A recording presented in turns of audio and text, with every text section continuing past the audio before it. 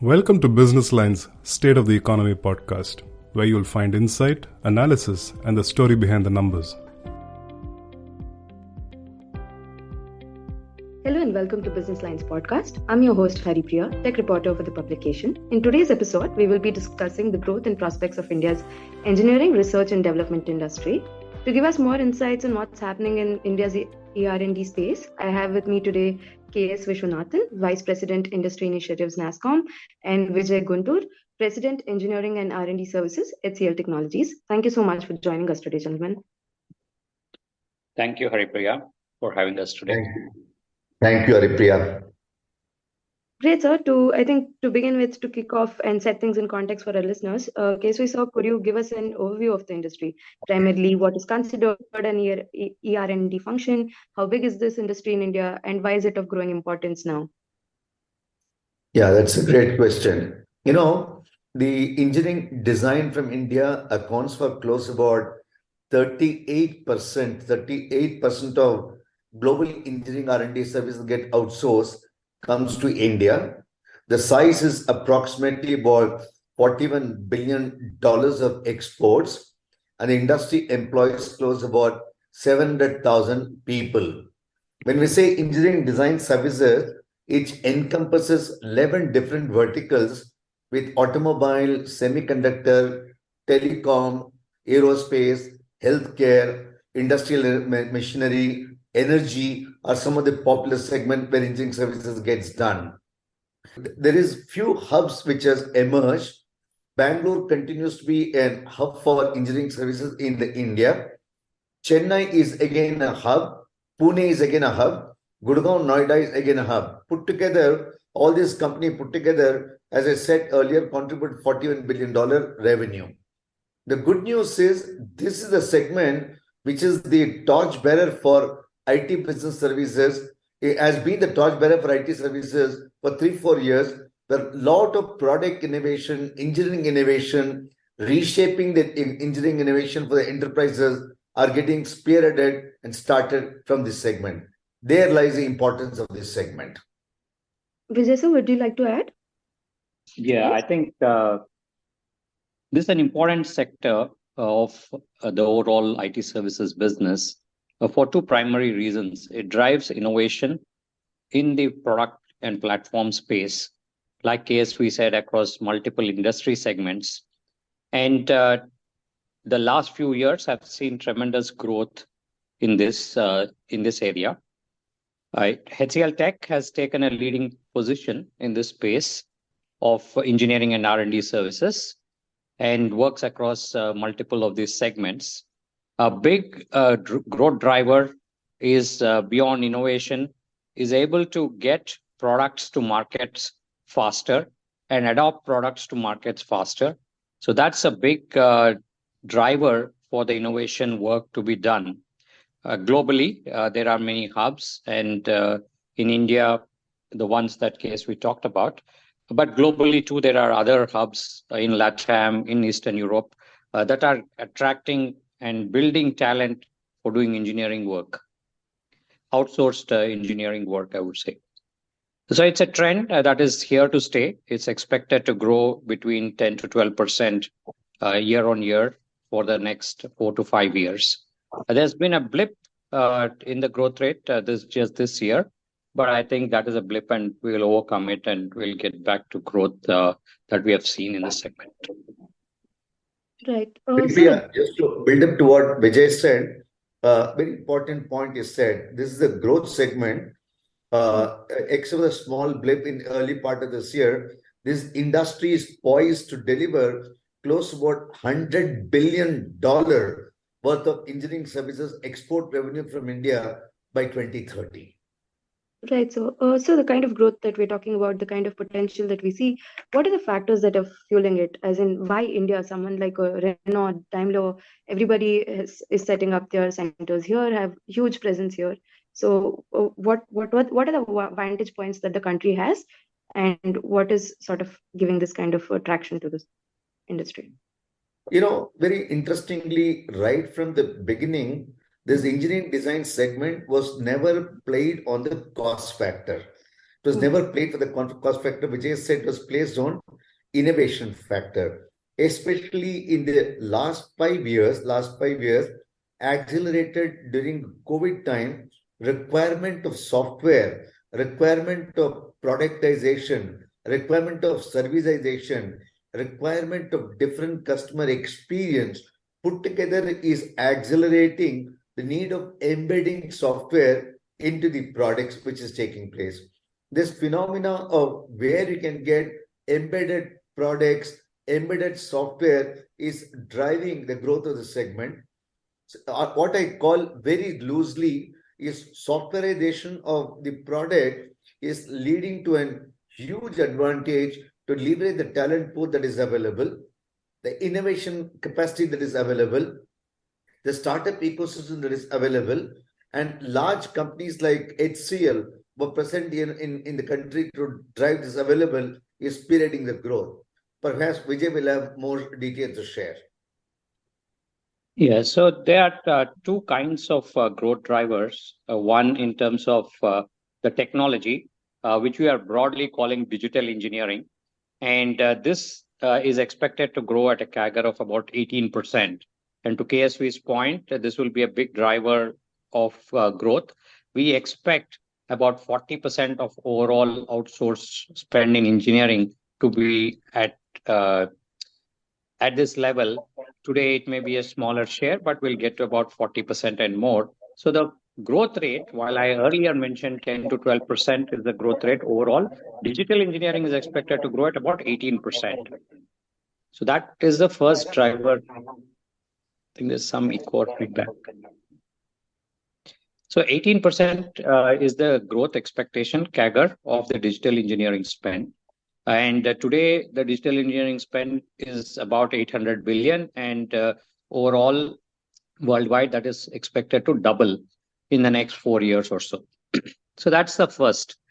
The second is, it's not only that, like you said, Haripriya, that many captives are being set up, captive centers of parent companies, and across industry segments. It's not just automotive, it is in industrial manufacturing, it is in online companies, ISVs, telecom OEMs, telecom service providers, energy utility companies, a whole, oil and gas companies, a whole slew of companies coming and setting up and tapping into the innovation engine that is there.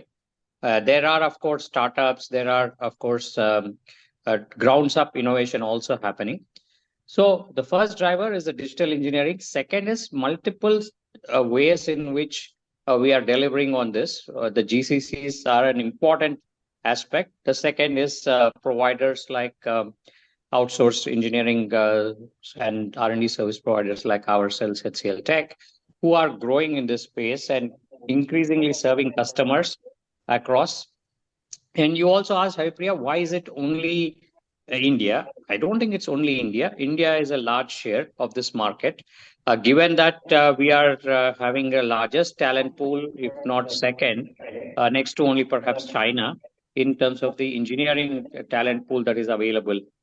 I think those are broadly the drivers, both GCCs and the digital engineering spend. Right. So, sir, are there any outlier sectors that actually drive up the activities in the ER&D industry? What I broadly understand is automotive in the recent times has been fueling the growth in this space, given the kind of work that happens in that sector. Automotive makes up about 14%, in some places maybe a little higher also, of all R&D spend. Outside of that, it is the ISVs and online companies that drive our R&D spend. And these two are the top two segments. So ISV, online, and automotive are two big drivers. And then, of course, it's telecom OEM and many other sectors, semiconductor and industrial manufacturing. And there are many other sectors, but the top two are automotive and ISV online segments. Haripriya, just to build up to what Vijay said, for example, several of the ISV and the tech software companies like Google, Microsoft, SAP Labs, Oracle, etc., they have their largest design centers outside their home country in India. Automobile majors.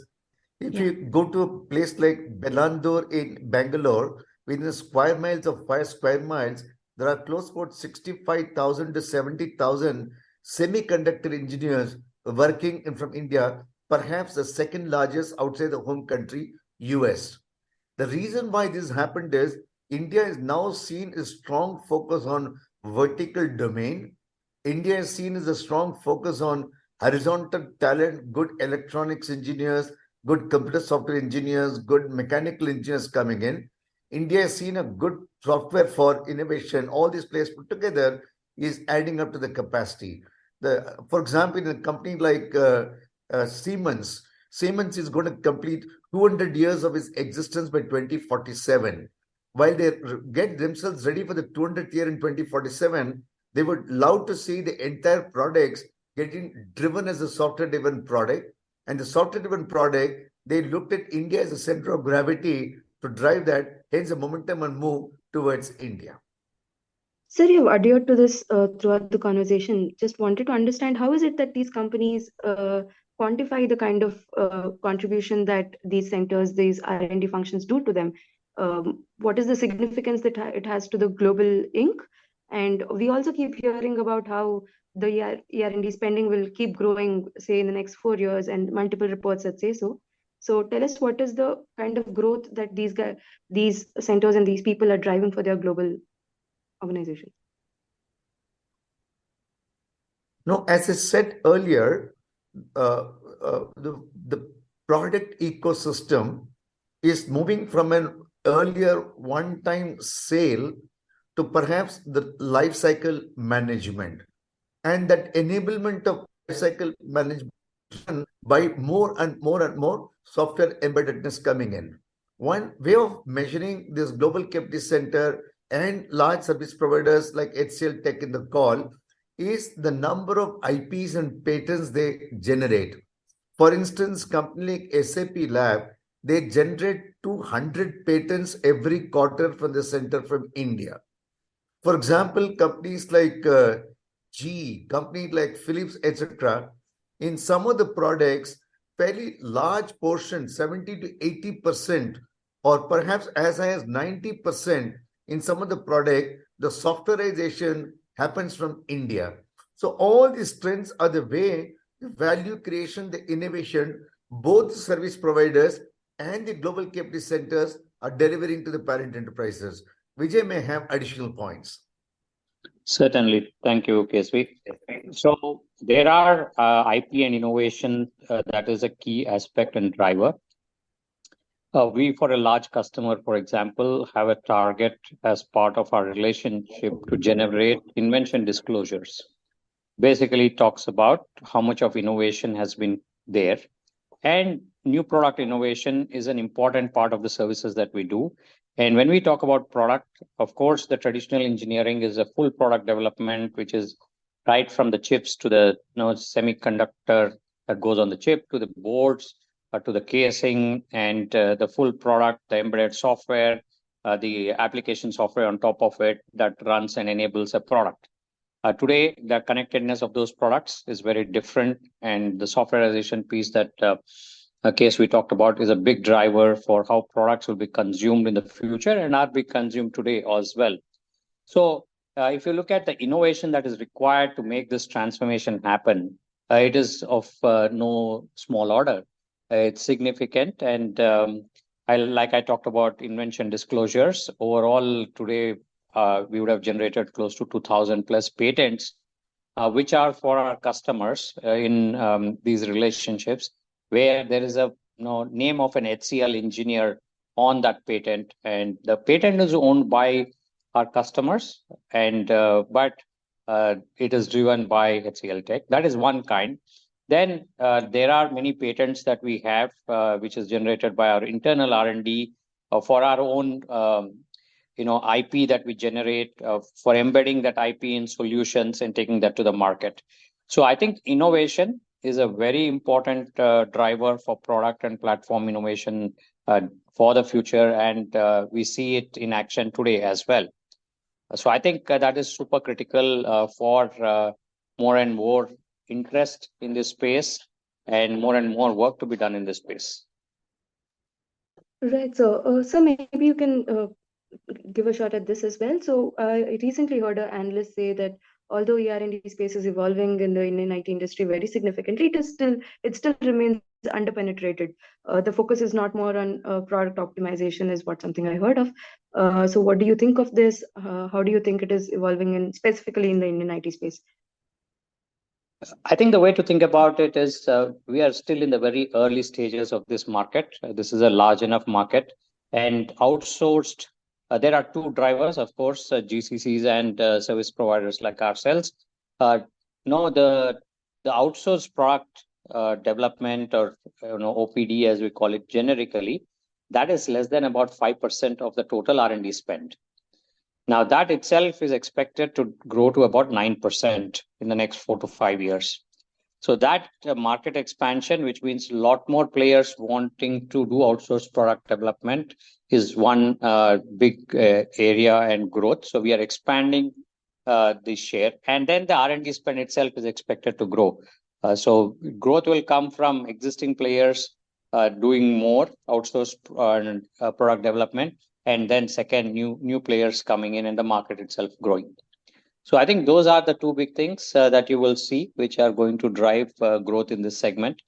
Today, it is underpenetrated, I would think, in terms of the outsourced product R&D spend or ER&D spend that's happening. That is still mid single digit.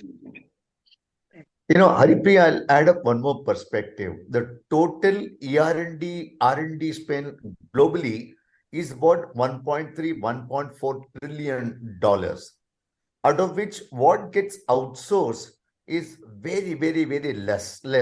Perhaps not more than 200, 250, 300 billion gets outsourced. Fairly, not even 200 billion, 150 billion gets outsourced. Fairly large component is done in source, including R&D work like pharmacy, etc. One of the reasons for that is that innovation is very personal to organization. That is a core competency to the organization. Now the change that what India demonstrated, large companies from India demonstrated, India's GCC model has demonstrated, has now given confidence. Perhaps what was core to them could be given to the individual service providers to innovate. And what is otherwise even more core to them, perhaps a GCC model could be evaluated because of the talent pool that we have. The young boys and girls from different segments coming in, the talent pool what we have. So the talent pool is driving the capacity delivery from India. What is core is now getting reduced, and non-core is expanding in innovation. And as I said earlier, with software and contactless system way to go, I'll give multiple examples. In a segment like automobile, the chief executive of Mercedes-Benz has gone on record to say that perhaps in every Mercedes-Benz car in the world, there is an Indian touching it. There is an aerospace company which is developing an AI-enabled windshield wiper, AI-controlled windshield wiper from India for the global market. All these transitions, that innovation is possible from remote location, is also driving this taking place. Last but not the least, in adjacent segments like banking, financial services, insurance segment, as Vijay talked about, online segments like retail, etc. They're also adopting technology tools like IoT to innovate and get the product intelligent. All the center of gravity is getting pushed towards India. Right. So, sir, you mentioned briefly about the talent part. We understand that the country does not have a shortage in terms of engineers coming out of colleges every year, but what percentage of it is skilled? Is the kind of skilling that the colleges provide is enough to work in this space for engineers that come out every year? And what are the other skilling initiatives that the industry needs to sort of look at and to make sure that there is more growth here? Vijay, will you take this shot first? Sure. Sure. Absolutely. I was expecting you to defer that to me. Thank you. So I think, the market, talent market is robust. The readiness level, of course, is at different levels depending upon the colleges you go to and the talent pool you get access to. However, the trick is not in the number of people available. It is about the quality and the readiness. So you see, there are many initiatives that companies like ourselves are taking. The first is, of course, in the college itself, tying up with colleges, making sure curriculum is appropriate, available, and in the last year, giving people internships or giving opportunities, creating opportunities so that content that is taught in colleges can be more apt to ER&D space. So that is one that we see happening. Second, so that means even before somebody is hired, they're getting ready for what is relevant to a particular industry and market segment. When I mean industry, it is an industry vertical within ER&D. So, for example, if I look at semiconductor, that case we talked about, that is a growing need, and semiconductor is a big focus area for many companies in India and many countries that are trying to become self-reliant in semiconductor chip design, chip production, and everything else around semiconductor equipment. We have been in this space for about 20 years, and we have developed relationships with campuses and colleges so that teach what is appropriate at colleges or work with our partner ecosystem to get that done. So that is the first thing. Improving readiness, and I gave semiconductor as an example. Of course, there's more to do, but it's there in many sectors, this kind of readiness programs. The second innovative thing that HCL Tech has done is we have also put in a program called Tech B. These are people who have done high school, completed high school, but don't have the wherewithal to get through a college admission and go through a 4-year college program in engineering. We have taken Tech Bs, we call this program, and we've done this in India, in US, Australia, a few other markets, where we then train for a year and get them to a level of readiness. And while they work for another 4 years, they earn their degree from very reputed institutes across the world. So this is another innovation that we have brought to the market, which we think is very robust, sustained, and can be replicated to grow the talent base that is required to be able to be part of this global trend that we are seeing in ER&D outsourcing. Yeah, I'll build up to what Vijay said. Haripriya, answering your question, is a talent readily available for deployment? Perhaps it is improving. There is an opportunity for further improvement. As I said in the recent past, there is a need for increased awareness to digital engineering talent. Digital engineering talent, people have been exposed to IoT, people exposed to engineering data analysis, engineering cyber security, information security analysis, etc.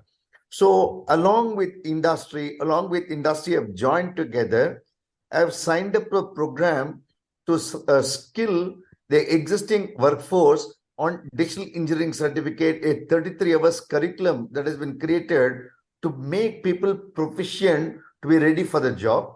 The good news is NVC, Government of India Ministry of Education, is also given 1 unit credit for people going through this. The second level of talent pool that is required is around embedded system. Unfortunately, what industry wants today, academic system is largely focused only on 30% of that. There's a 70% gap. So again, industry is conducting themselves a program to upskill these people on embedded system. And we're also running an industry-generated course experiential learning program with several colleges in Anna University and other places. The students can go to the program, upskill themselves, and ready for the industry. So as the past, this is a joint industry-academia collaboration to keep the industry ready.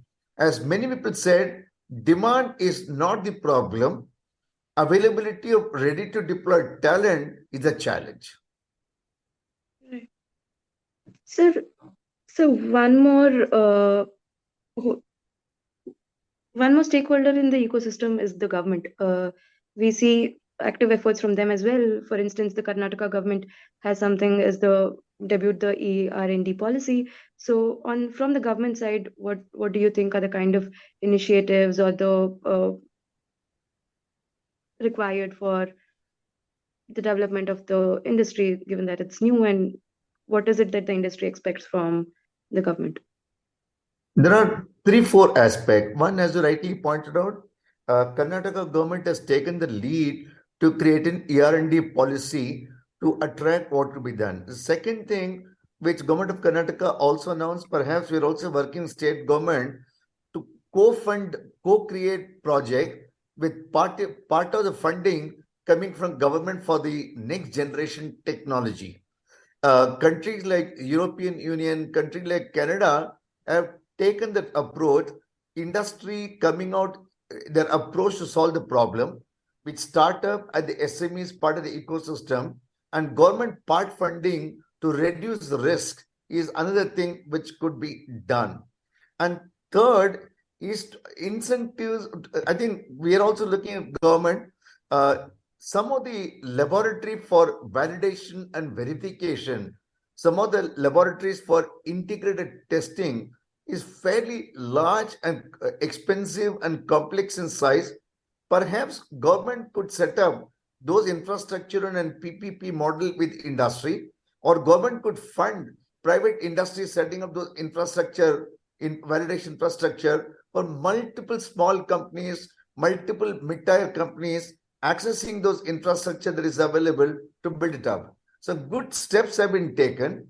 The government of India is setting up a center of excellence for IoT in 7 different locations with laboratory facilities available for testing IoT products and solutions. For large scale, such validation facility is third role which government can appeal. Vijay, any comments on this? I think what you've said is all correct, KSV. I'm also thinking about other ecosystem effects that government is creating. For example, if I look at the focus on semiconductor or manufacturing in India, those are initiatives that are creating demand for ER&D services. While that may not be a direct intent, the self-reliance for semi-chip is driving the government to create several incentives for fabs, for design companies, and testing facilities like you talked about, which are funded partially by governments. So that is those kind of initiatives will have many knock-on benefits in terms of R&D spend and attracting players into the market. So that's one. The second, I think things like initiatives that the government is doing for building up talent. They have invested along with firms like us and many others to help build the TechB program or equivalent, and they sponsor or they fund some of these programs as well. I also think the Make in India, while today manufacturing base in India is expected to grow, today it is still about the same percentage as part of our GDP. There is a significant push to get manufacturing to be from 17% of GDP to 25%. For that to happen, a lot of ecosystem will get built up. The supply chains will get built up. You're seeing that happen with Foxconn and the supply chain that Foxconn is bringing into India as an example in the iPhone ecosystem. All of that will create opportunities in the MES space, the PLM, plant engineering, and manufacturing, IoT, industrial IoT, connected factories. These will be green factories. All that is expected to create a significant, a need as well. So those are some government policies that are helping, not only on the talent side, but building some industries. Right, so great. So these were the questions we had for you guys today. Thank you so much for your time. It was a lovely conversation, and we hope our listeners take away from it. Thank you for being here, sir. Thank you, Haripriya. Thank you, KSV, for having us here. Thank you, Vijay.